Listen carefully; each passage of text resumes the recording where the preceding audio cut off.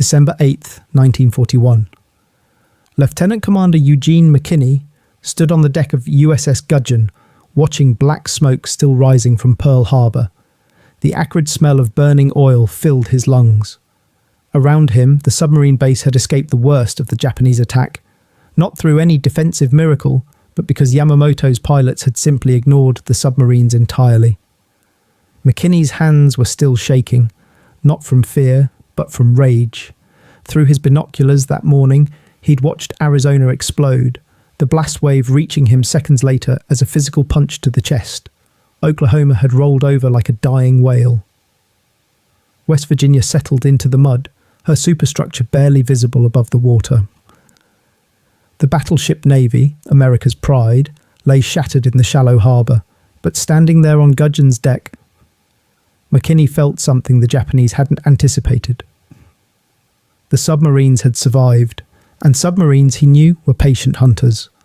Around him, other submarine captains gathered at the dock, their faces grim, their minds already calculating. They understood what the smoking ruins meant. There would be no grand surface battle, no line of battleships steaming west to engage the Japanese fleet. That era had ended this morning. Whatever revenge America took would have to come from below the waves. In the submarine base conference room that afternoon, the atmosphere was electric with desperate energy. Charts covered every table. Intelligence officers briefed submarine commanders on Japanese movements, Japanese capabilities, Japanese weaknesses. The message was clear: hunt them. Hunt everything that flies the rising sun, merchants, destroyers, cruisers. And if you're lucky enough, if you're brave enough, if you're skilled enough, hunt their carriers. The idea seemed almost laughable. Carriers moved at 30 knots, protected by destroyer screens, operating across thousands of miles of ocean. Submarines were slow when submerged, blind except for brief periscope glimpses, armed with torpedoes that, as everyone in that room knew but wouldn't say aloud, didn't always work. But there was something else in that room, something new, plans and blueprints for a submarine unlike anything the Navy had operated before. She was called Gato, and she was already under construction. The first of a class that would prove that carriers, despite their speed and power, could be hunted, could be caught, could be killed. What the Japanese didn't know, what they wouldn't learn until it was far too late, was that American submarine designers had been working on a revolution, a boat that could dive deeper than any submarine in the world. Deep enough to escape destruction, deep enough to become a ghost. August 21st, 1941. Electric Boat Company, Groton, Connecticut. 3.5 months before Pearl Harbor, something unprecedented slid down the ways into the Thames River. USS Gato, SS-212, looked massive compared to earlier American submarines. At 311 feet long, and displacing over 1,500 tons submerged, she was a steel leviathan. But her true revolution wasn't visible from the outside. Chief Engineer Robert "Red" Ramage ran his hand along the pressure hull during the pre-launch inspection.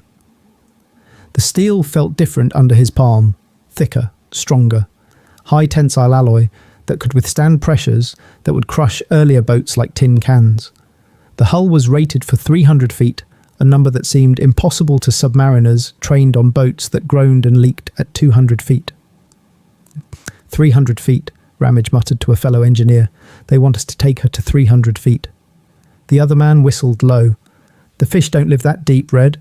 Neither do we, usually.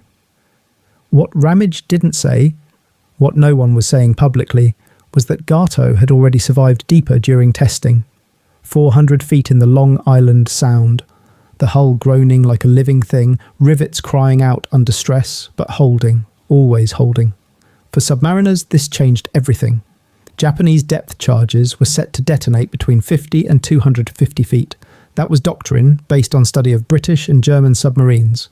But Gato could drop below that killing zone. When Japanese destroyers came hunting with their depth charges and sonar, an American submarine could simply disappear into depths the Japanese assumed were unreachable. The first crew to take Gato deep during trials would never forget it. At 250 feet, the depth gauge needle. Passing into territory that should have meant death, the hull began its symphony of protest. Steel compressed, bulkheads creaked. The sound of the ocean's pressure was everywhere, a low groan that came from the metal itself, from thousands of rivets holding back millions of tons of water. At 280 feet, some men closed their eyes. At 290, someone whispered a prayer. At 300 feet exactly, the captain ordered, "Level off," and the boat hung there in the darkness, in water so deep that no sunlight penetrated, so cold that condensation beaded on every surface inside.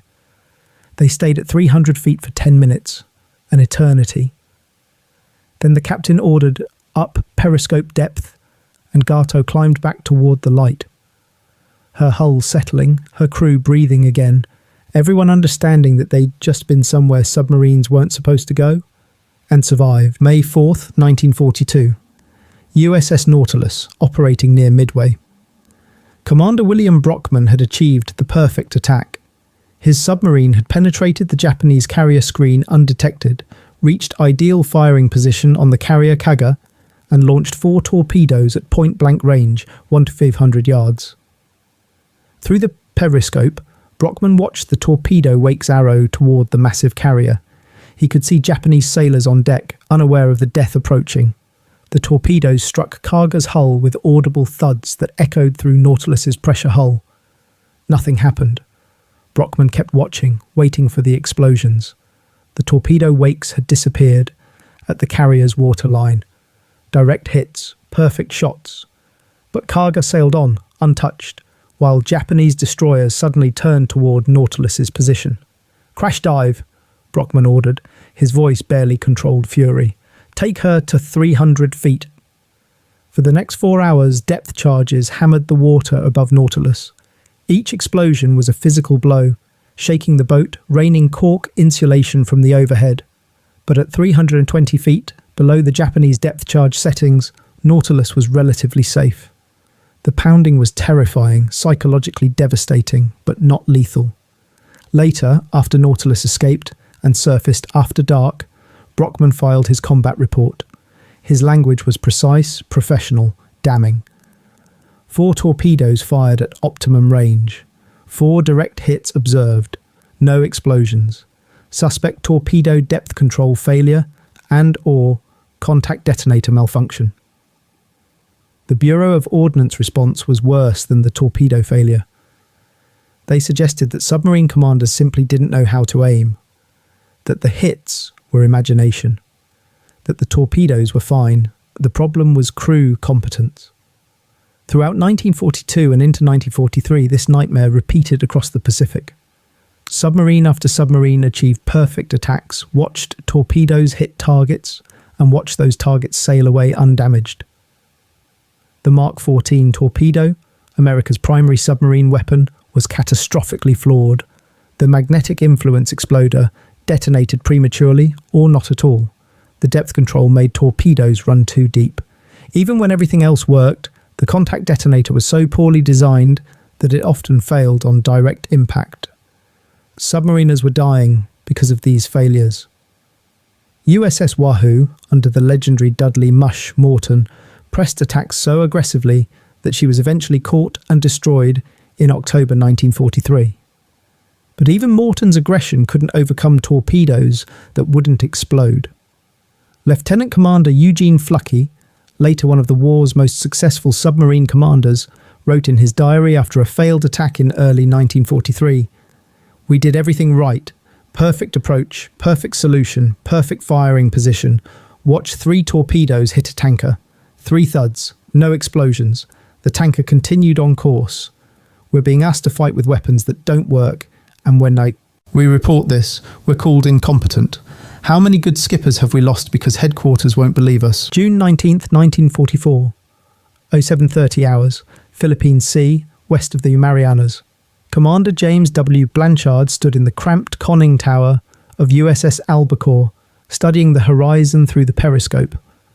They'd been on patrol for 3 weeks, mostly uneventful days of diesel monotony and the constant vibration that made every surface in the boat hum. Then Albacore's radar operator called out, "Contact, bearing 270, range 20,000 yards, multiple ships, high speed." Blanchard's pulse jumped. Multiple ships at high speed meant warships. possibly capital ships. He rotated the periscope to the bearing and felt his breath catch. Through the magnified optics, he could see a sight every submarine commander dreamed of, a massive aircraft carrier, her flight deck visible even at this distance, cutting through the calm sea with destroyer escorts flanking her. "Battle station's torpedo," Blanchard said quietly. Around him, men moved to their positions with practiced efficiency. But Blanchard could see the tension in their faces. They'd trained for this. They'd never actually done it. The carrier was moving fast, probably 27 knots, and zigzagging. Getting into position for a shot would require approaching from ahead, putting Albacore directly in the carrier's path. It was called a down-the-throat shot, and it was the most dangerous attack a submarine could make. If the carrier detected Albacore before the torpedoes launched, she could simply turn away, presenting her narrow bow. Worse, she might run directly over the submarine's position, letting her destroyer escorts pummel Albacore with depth charges while the submarine couldn't maneuver. Blanchard calculated angles, speed, distance. He had one chance. Maybe 90 seconds to shoot and dive before the carrier was passed or the destroyers detected them. "Range?" he asked. 2,000 yards, sir. Closing." Through the periscope, the carrier looked massive now. Blanchard could see the distinctive pagoda structure, the rows of aircraft on deck. He could make out individual sailors moving about. This was Taiho, Japan's newest carrier, supposedly unsinkable, with her armoured deck and compartmentalised design.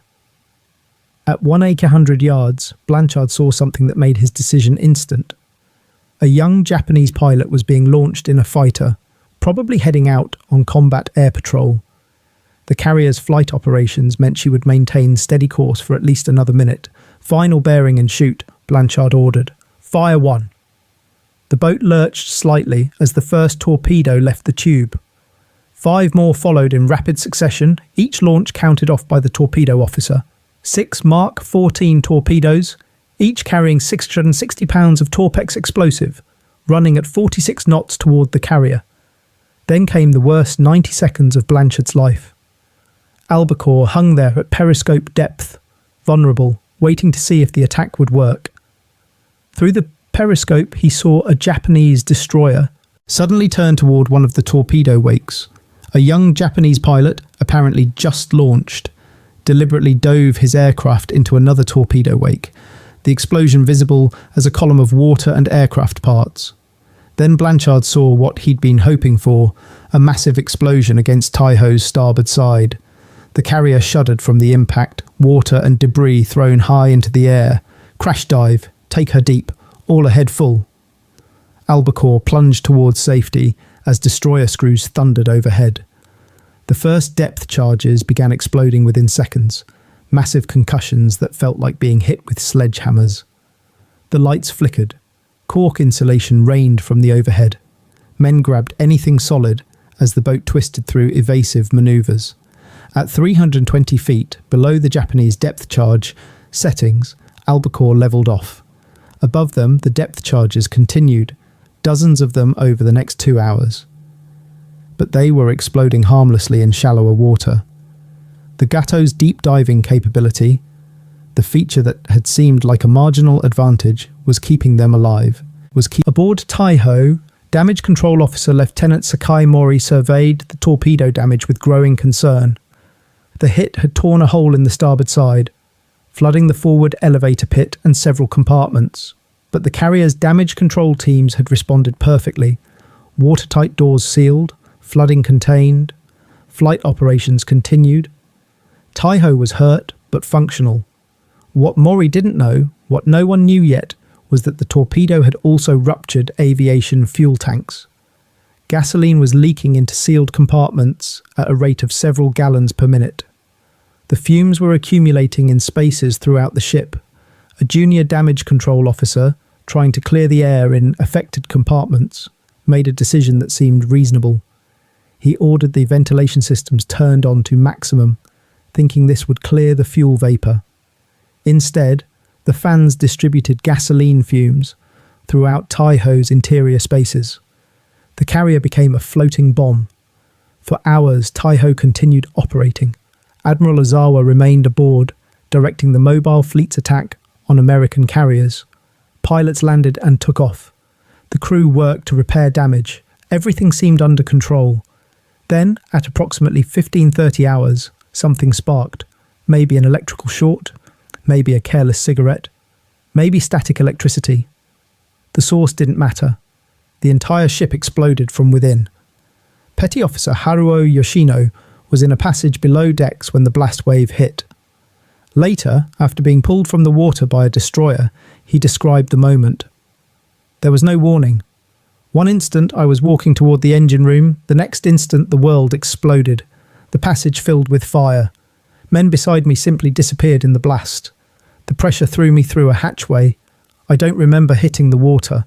I woke up floating. The ship was already sinking. Taiho's armoured deck, designed to protect against bombs and kamikaze attacks, became a death trap. The blast pressure had nowhere to escape. Interior bulkheads buckled. Compartments flooded. Secondary explosions followed as aviation ordnance cooked off. Within minutes, fires raged throughout the ship. Admiral Ozawa, watching his flagship die, transferred to the cruiser Haguro. Destroyers came alongside Taiho, taking off survivors, but the list was increasing. The fires were out of control. By evening, Taiho rolled over and sank, taking approximately 1,650 officers and men with her. Albacore was 20 miles away, running submerged, completely unaware they'd just killed Japan's newest carrier. Blanchard would file a contact report claiming probable damage to a carrier. He had no way of knowing he'd struck a lethal blow. The same morning, 150 miles away, USS Cavalla was hunting. Commander Herman Kostler stood in the conning tower, trying not to show his nervousness. This was Cavalla's first war patrol. The crew was green. Kostler himself, despite his training, had never fired a torpedo in combat. When the sound operator reported heavy screw beats, multiple contacts, high speed, Kostler felt his stomach tighten. Through the periscope, he saw another massive carrier, this one with a distinctive profile. Intelligence had briefed them on the major Japanese carriers. This was Shokaku, veteran of Pearl Harbor, Coral Sea and Santa Cruz, one of Japan's most experienced carrier crews, and she was heading almost directly toward Cavalla's position. Kostler's executive officer, Lieutenant Commander Frank Walker, leaned in close. "Perfect setup, Captain. She's coming right to us." But Kostler could see the destroyers, 4 of them screening the carrier, their bows throwing white water as they cut through the sea at high speed. Sonar would be active. Lookouts would be alert. Shokaku had survived 3 years of war by being careful. "Range?" Kostler asked, his voice steadier than he felt. 1,100 yards, sir. Angle on the bow, starboard 15. 1,000 yards. Point-blank range in submarine warfare. At this distance, torpedoes would take barely a minute to reach target, but at this distance, there was no second chance. If Shokaku's lookouts spotted the periscope, if the destroyers got even a hint of Cavalla's position, they'd be on her in seconds. Kostler made his decision. Bearing, mark, range, mark, fire 1. 6 torpedoes left Cavalla's tubes in rapid succession, and Kostler did something that required either courage or insanity. He kept the periscope up to observe results. Through the magnified optics, he watched 3 torpedoes strike Shokaku's starboard side. 3 massive explosions, so close together they almost seemed simultaneous. Columns of water rose higher than the carrier's flight deck. The ship shuddered from the impacts. Even through the periscope, Kostler could see the devastation. Downscope, crash dive, all ahead flank. Cavalla plunged toward 300 feet as reality caught up. Destroyer screws filled the sonar, high-speed screws, closing fast. The first depth charge exploded above them at 200 feet. Then another. Then a barrage that seemed to last forever. Inside Cavalla, the pounding was worse than anything training had prepared them for. Each explosion was a physical blow. Light bulbs shattered. Equipment broke loose from mounts. Cork insulation fell like snow. Men were thrown against bulkheads. Someone was praying aloud. Someone else was crying. But at 320 feet, Cavalla's pressure hull held. The depth charges were exploding above them, hammering empty water. For 3 hours, the Japanese destroyers hunted them. Over 100 depth charges would be dropped, but they never found Cavalla in the deep. Aboard Shokaku, the torpedo, hits had caused catastrophic damage. One struck the forward aviation fuel tanks, starting fires that spread rapidly. Another flooded engine rooms. The third breached hull integrity below the waterline in a way that couldn't be contained. For 3 hours, Japanese damage control teams fought to save their ship. They'd saved her before. At Coral Sea, she'd been badly damaged but brought home. But this time was different. The fires were feeding on aviation fuel. The flooding was accelerating. The list grew worse despite counter-flooding. Captain Hiroshi Matsubara stayed on the bridge as his ship died. Around him, crew members abandoned ship, jumping into the water as Shokaku's list exceeded 30 degrees. Destroyers circled, pulling survivors from the oil-slicked water. Then Shokaku capsized. The great carrier, veteran of Japan's greatest victories, rolled over and sank. Hundreds of men went down with her. Those who survived would never forget the sound of the carrier breaking up underwater, the groans of tearing metal, the explosions of compartments collapsing under pressure. Kozla brought Cavalla up after dark, cautiously breaking surface. The crew was exhausted, shaken, but alive. They'd survived their first combat mission. And though they didn't know it yet, they'd just killed one of Japan's most valuable carriers. When Admiral Ozawa compiled his battle report after the Battle of the Philippine Sea, the numbers were devastating. In one day, June 19th, 1944, he'd lost 2 fleet carriers to submarine attack. Taiho, his newest and supposedly most survivable carrier, sunk by a single torpedo hit. Shokaku, a proven combat veteran, destroyed by a submarine on its first patrol. But the psychological impact went beyond simple numbers. Japanese naval doctrine had emphasized carrier speed and destroyer screens specifically to prevent submarine attacks. Yet American submarines had penetrated these defenses and achieved perfect attacks against the most heavily protected targets in the fleet. In Tokyo, the Naval General Staff tried to understand what had happened.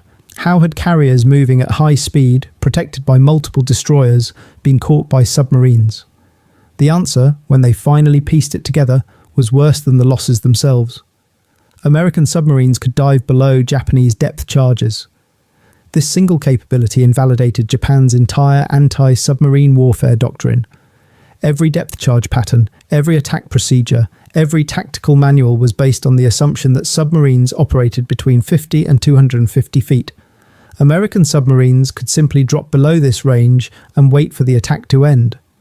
Commander Toshio Kusaka, one of Japan's most experienced destroyer captains, wrote in his diary after learning of the carrier losses, "We have been hunting shadows. Our weapons strike where the Americans are not. They dive beneath our reach and we pour depth charges into empty water while they wait below, untouched. How do you hunt something that can disappear?" The strategic implications were immediate. Japan had entered the war with 10 fleet carriers. By summer 1944 they had lost Shoho at Coral Sea, Akagi, Kaga, Soryu and Hiryu at Midway, Rujo at Eastern Solomons, Shokaku and Taiho to submarines. Of the original Pearl Harbor striking force, only Zuikaku survived, and she would be sunk by aircraft at Leyte Gulf 4 months later. Japan was building new carriers, but construction couldn't keep pace with losses. More critically, carriers without trained aircrew were useless, and Japan's pilot training program had collapsed. The carriers that survived into late 1944 operated with partially trained aviators flying against American pilots who had hundreds of hours of training. November 29, 1944, USS Archerfish patrolling off the coast of Japan. Commander Joseph F. Enright had been having a frustrating war. Multiple patrols with minimal success, torpedo attacks that missed or malfunctioned. The kind of war that ground down a submarine commander's confidence. Then, on this night, Archerfish's radar picked up a contact, multiple ships heading south from Tokyo Bay. Enright brought the boat to periscope depth and felt his hands go numb. Through the darkness, illuminated by moonlight, he could see the largest warship he'd ever laid eyes on, Shinano, converted from a Yamato-class battleship hull, displacing 72,000 tons. the largest aircraft carrier ever built, supposedly unsinkable, with armoured compartments and damage control systems that represented the pinnacle of Japanese naval engineering. She was also incomplete. Rushing to escape American air raids on Tokyo, Shinano was making her maiden voyage to Kure for final fitting out. Her watertight integrity hadn't been tested. Her crew hadn't trained together. She was a giant heading to sea before she was ready. Enright spent 6 hours chasing Shinano. The carrier was making 20 knots, zigzagging, escorted by 3 destroyers. Every time Enright manoeuvred into position, Shinano would zigzag away. The pursuit became a torture of near misses and lost opportunities. Finally, at 3,7 hours, Enright had his shot. Range 400 yards, a near-perfect angle. He fired 6 torpedoes. 4 struck Shinano's starboard side. The explosions were massive, clearly audible in Archerfish even underwater. Enright ordered a crash dive as destroyers converged on their position. Aboard Shinano, Captain Toshio Abe wasn't initially concerned. 4 torpedo hits. His ship was designed to survive exactly this kind of attack. Damage control teams reported flooding in several compartments, but nothing catastrophic. What Abe didn't know was that Shinano's watertight integrity testing had never been completed.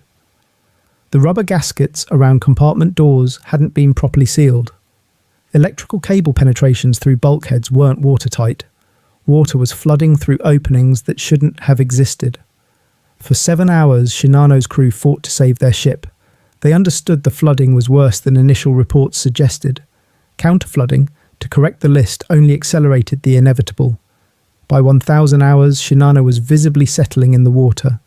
Abe gave the order to abandon ship at 10:30 hours. Destroyers came alongside, taking off crew, but Shinano was sinking faster now. At 10:55 hours, she capsized and sank, taking over 400 officers and men with her.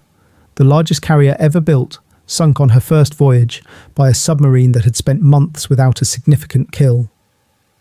Enright wouldn't know what he'd sunk until after the war. His contact report claimed a large carrier, probably damaged. The reality, that he'd killed a 72,000-ton giant, wouldn't be confirmed for years. The statistics were cold. 4 Japanese carriers sunk by American submarines. But behind those numbers were thousands of personal tragedies. Petty Officer First Class Kiyoshi Nakamura survived Shokaku's sinking. His diary, recovered decades later, described those final moments. The water was burning. Aviation fuel covered the sea, igniting in patches. Men were swimming through fire. I saw my best friend, Tanaka, pulled under by the suction as the ship went down.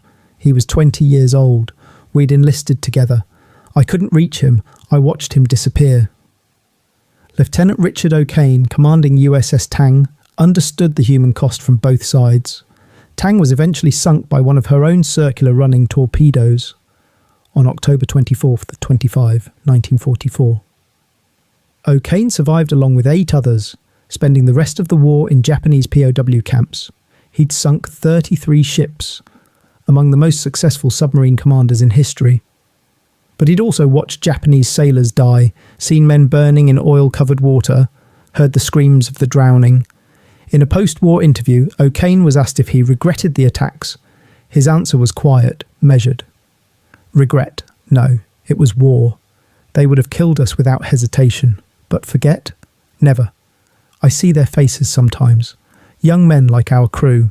They were following orders, serving their country. We were doing the same. War doesn't care about that. The campaign of American submarines against Japanese carriers wasn't just about the ships sunk. It was about the ships that never sailed because fuel couldn't get through. The aircraft that never flew because parts never arrived. The trained crews that died in merchant ship sinkings, their experience lost forever. By 1945, Japan's carrier fleet existed largely on paper. The ships were tied to piers without fuel. The flight decks were empty because aircraft couldn't be delivered. The most experienced aircrew were dead, killed in combat, or drowned when their transport ships were torpedoed. American submarines, Gato-class and the improved Balao-class boats that followed, had strangled Japanese naval power. Not through single dramatic battles, but through persistent, methodical hunting that gave Japan no rest, no safety, no sanctuary. The deep diving capability, that seemingly minor 300-foot depth rating, had been the key. It allowed aggressive commanders to take risks that would have been suicidal in shallow diving boats. It allowed persistence in the face of Japanese anti-submarine efforts. It allowed survival when everything else went wrong. Commander Herman Kossler, decades after sinking Shokaku, attended a reunion of American and Japanese naval veterans. He met a survivor from Shokaku, a former aviation mechanic named Hiroshi Tanaka. The two men spoke through interpreters, sharing memories of that June day in 1944. Tanaka asked the question that haunted him. Did you know what you were doing? Did you understand you were killing hundreds of men? Kossler's answer was honest. I knew. Every submarine commander knew. We tried not to think about it during the attack. You can't hesitate in combat. But afterward, in the quiet hours, yes, we knew. We understood. That knowledge never leaves you. The two men shook hands, former enemies, now old men, sharing the burden of memories neither could escape. That handshake, captured in a photograph at the 1985 reunion, symbolised something profound. The war had been necessary. The attacks had been legitimate. But the human cost, on both sides, deserved remembrance. The Gato-class submarine's legacy isn't just in ships sunk or battles won. It's in the demonstration that technological advantage, used persistently and courageously, can defeat numerically superior forces. It's in the proof that depth, literal and figurative, matters in combat. And it's in the memory of the men who took these steel tubes into the depths, knowing they might never return, but going anyway because their country needed them. 300 feet to hell. That's where the Gato-class submarines lived and fought. And from those depths they hunted the giants of the Japanese fleet until Japan's carrier force was broken, scattered and defeated.